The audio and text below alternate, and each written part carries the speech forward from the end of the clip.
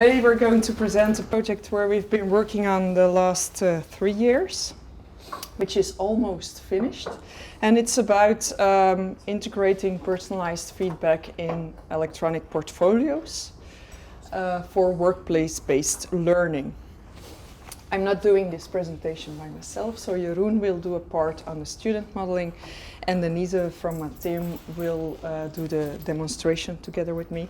And normally our project coordinator, Marieke van der Schaaf from Utrecht, would also join, but there are also some visitations. I think, Diana, you know about them, the educational visitations. So she was not able to come, but she also assisted in making this presentation.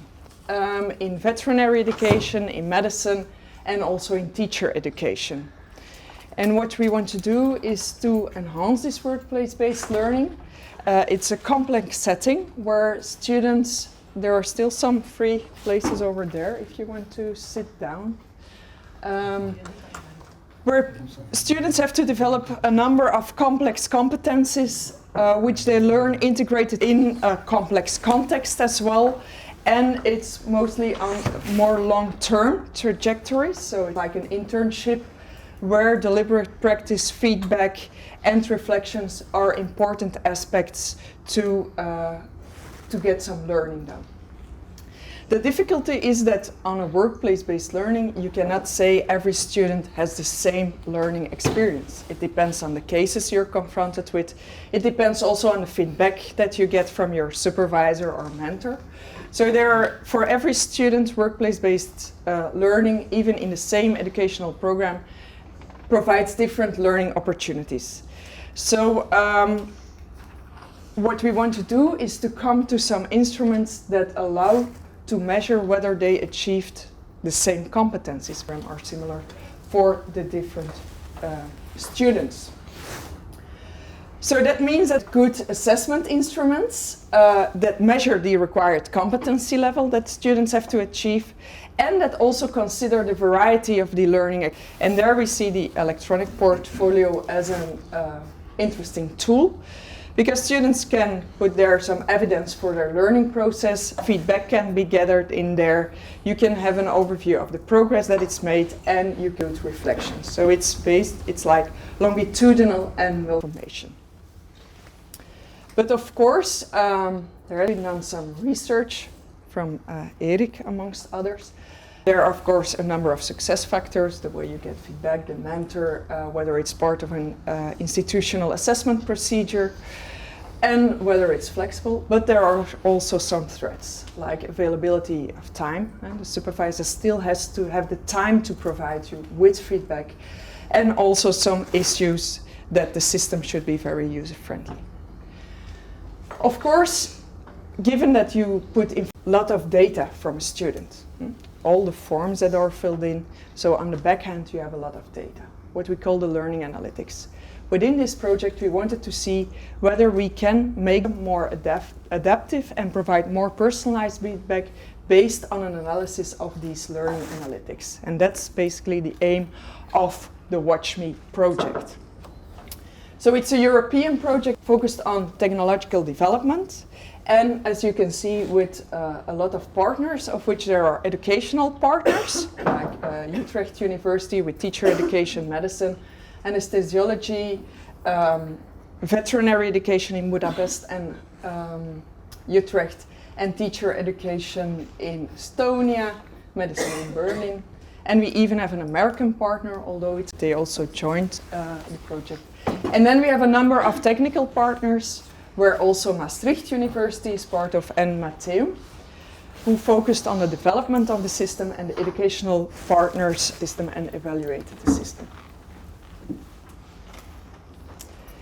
So how did we do this? First, we wanted to gain insight in the needs of the different educational partners. There's some surveys. We did some workshops with the users to get some ideas of how they think personalized adaptive feedback in an e-portfolio would look like, what would help them for their learning process or for supervising students at the workplace. Based on that, there were some iterative processes, development of a type, then some user tests, formative assessments, and adaptation of the system, anti-summative evaluation. This is very briefly how we dealt with it. These are some images to give you of such a workshop.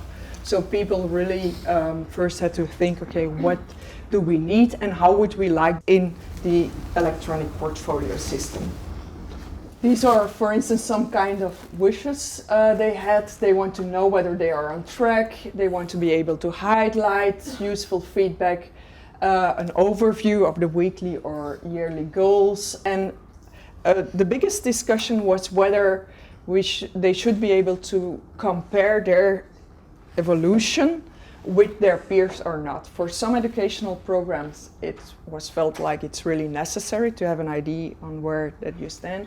Others said, no, it's already competitive enough. I don't need a comparison with others.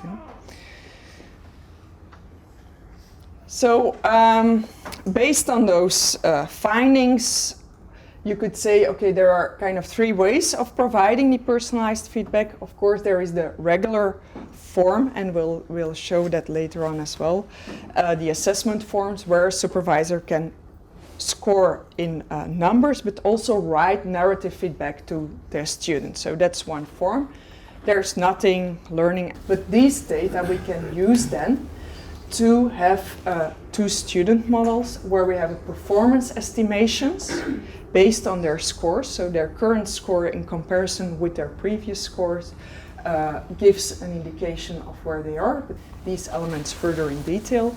And we have also pedagogical estimations based on all the different scores and how they evolve over. Also, that will be explained in more detail by Jeroen.